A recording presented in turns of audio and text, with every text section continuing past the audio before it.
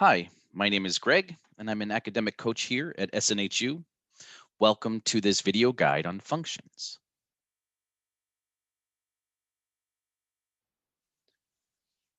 In order to talk about what a function is, first we have to identify what a relation is. A relation is just a set of ordered pairs. That's it. That relation can be illustrated in a variety of ways. We can just list it as a set of ordered pairs. We could show it as an equation. We could even give you a t-table, as you see to the right. But they don't have to do anything in particular. They don't have to follow any rules. They don't have to make a pretty picture. It's just a set of ordered pairs. A function, however, is a relation. It's a specific relation in which for every input value, or typically our x value, there is exactly one output value. So here's the notation that we use, f of x. It essentially means the same as y. So it might be f of x equals some algebraic expression. It doesn't have to just be x, but it's f of x equals some algebraic expression. And again, if you replaced f of x with y, if that made it easier for you, you're probably going to be okay. Function notation. So this f of x is just notation. It does not imply f times x. I know as we begin to learn algebra, we know that when you put a variable next to a set of parentheses that it implies multiplication. But in our case with function notation, it doesn't.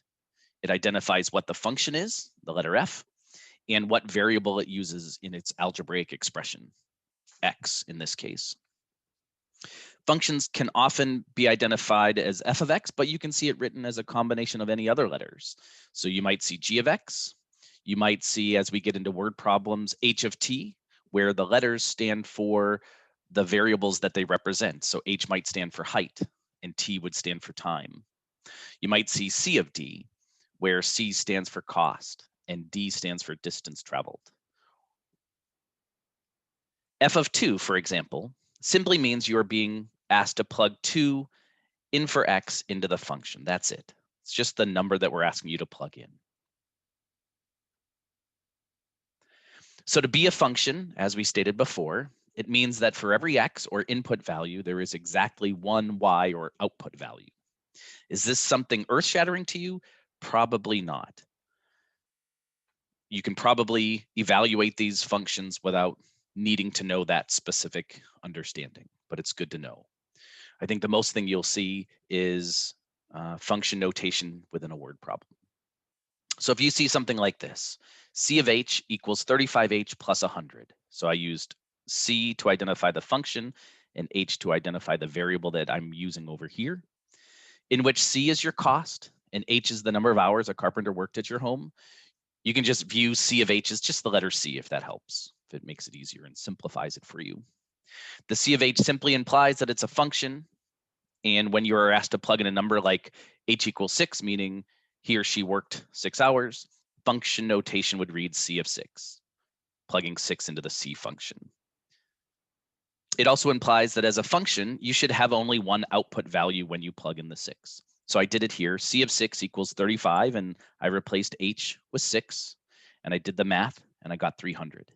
So this says C of 6 equals 300. So I'm identifying what number I plugged in, the 6, and what I got as an output value, 310. So in this word problem, this means that it cost me $310 for the carpenter to work for 6 hours.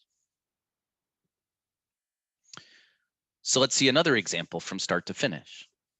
Here's an expression that they might give you in a word problem identifying the height of an object. And it could be expressed as this function, h of t equals negative 16t squared plus 32t plus 100. And they'll often tell you what these variables stand for. So over to the right here, it says h is the height in feet and t is the time in seconds. And they might ask you something like, find the height of the object after 3 seconds. So all they're asking you to do is plug 3 into the function.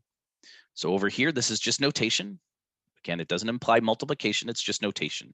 We're identifying what number we plugged in to which function. So I plugged a 3 into the h function. And then you can see to the right of the equal sign, I did it. I plugged 3 in everywhere I saw t. And then I just did the math. And I came out with the answer of 52 feet. So you can see I got 52 feet as my output when I plugged in 3 as my input. So how to determine if a relation is a function? So again, to be a function, it means that for every x, there is exactly one y value. So let's look at some examples and see what we find. So for this relation, it's just a set of ordered pairs. So I listed them all, and I even graphed them down here. And again, for every x, there should be exactly one y. So I see a 5 is paired with a -2. So every time I see a 5, I should see a -2. Well, I don't see any other 5s as input, so I think we're okay. Here I see a 6, and I got 3 as an output. Okay, every time I see a 6, I should see 3 as an output. But then I see this right here. I see a 6 again, that same input value, but now I have a different output value. So this breaks the rule. Remember, we're supposed to have, for every x, there's exactly one y. Well, for this x, a 6, we had 2 different y values, so it's not a function. Let's look at an example given an equation like this. Second one, y equals plus or minus the square root of x. You might consider making a t-table to determine if it is in fact a function. So I graphed it below. We'll look at that in a minute. But imagine plugging in a number. Is it possible to get more than one y value for one x value or input value? Well, let's try the number 4.